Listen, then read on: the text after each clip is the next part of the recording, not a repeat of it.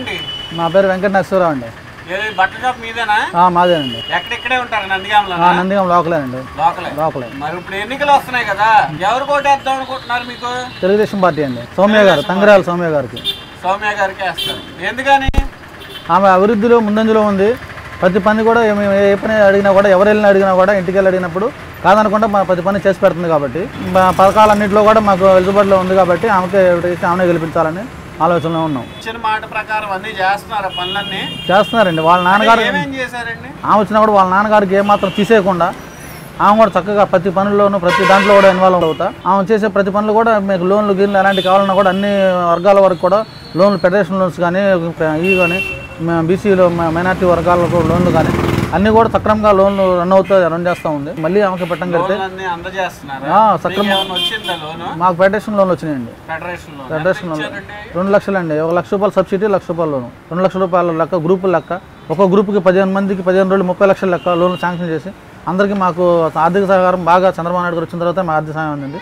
అది మా ఎమ్మెల్యే గారు సౌమ్య గారి సహకారంతోనే. మాకు ఎమ్మెల్యేగా ఆమె గెలిస్తే మాకు అందుగా అభివృద్ధి పొందాలని ఉంటుంది, ముందంజలో ఉంటుందని. వైఎస్ఆర్సీపీ నాయకులు ఉన్నారు, వాళ్ళ పార్టీ నాయకులు అంటున్నారు ఇప్పుడు 3000 ఇస్తాము, పెన్షన్కి డాక్టర్ రుణమాఫీ చేస్తా ఉంటున్నారు, రైతులు రుణమాఫీ చేస్తాను అంటున్నారు. ఇప్పుడు ప్రజెంట్ అయితే అసలు ఇక్కడ మనిషి కాదండి, అతను ఖమ్మం అతనిది. ఇక్కడ హాస్పిటల్లో మెయింటైన్ చేసుకుంటూ ఉన్నారు.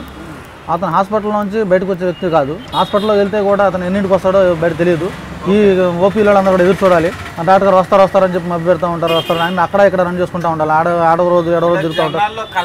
జనాల్లో కలిసిమెలిసి తిరిగే వ్యక్తి కాదు. దానివల్ల ఈవిడ బ్రహ్మాండంగా పట్టించుకుంటారండి. తిరుగుతారు, ప్రతి వీధి తిరుగుతుంటారు.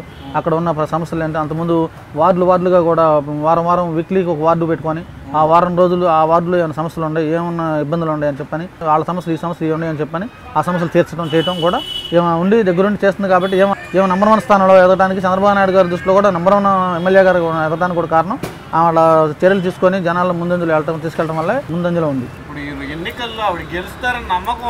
పక్కాగా మళ్ళీ ఆవిడకే నందిగామ ఎమ్మెల్యే స్థానం 100కి 100 100% ఆమె గెలిచింది. షూర్ అండి, 100% ఆమె గెలిచింది.